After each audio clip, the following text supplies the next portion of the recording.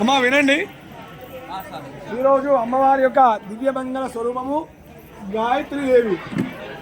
గాయత్రీదేవి అంటే అమ్మ, మొదటిది అమ్మ అంటే తల్లి, రెండవది గాయత్రి అంటే అమ్మ, గాయ అంటే ఆవు, మూడవది ఏంటంటే గురువు అన్నమాట. అంటే గాయత్రి అనేటువంటిది గురువుగా ఉండి పంచభూతాలను మనకి పరిచయం చేస్తుంది అమ్మవారు.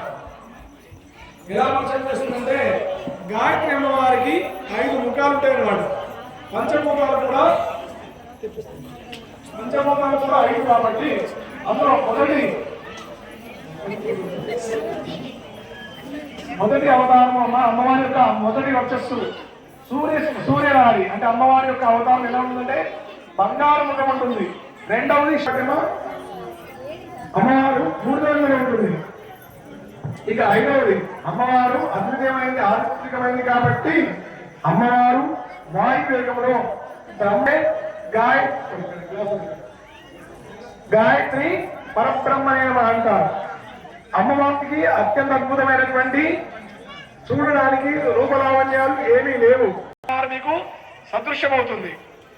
ఏ దేవతకైనా సాధన చేస్తేనే అమ్మవారి యొక్క అనుగ్రహం, అమ్మవారి యొక్క ప్రతిస్పందన.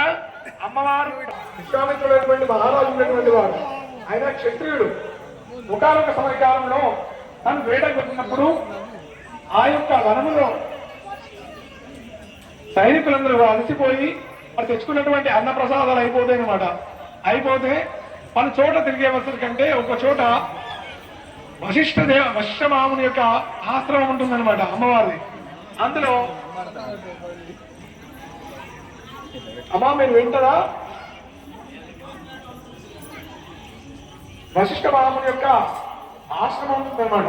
అందులో పోయినాక వశిష్ఠమాము దర్శించుకుంటాడు. దర్శించుకుంటే విశ్వామిత్ర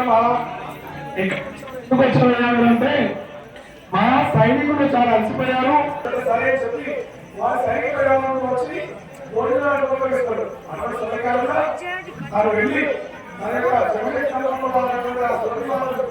జనాన్ని పెడితే అమ్మవారు తన యొక్క ముఖ్యమైనటువంటి తన యొక్క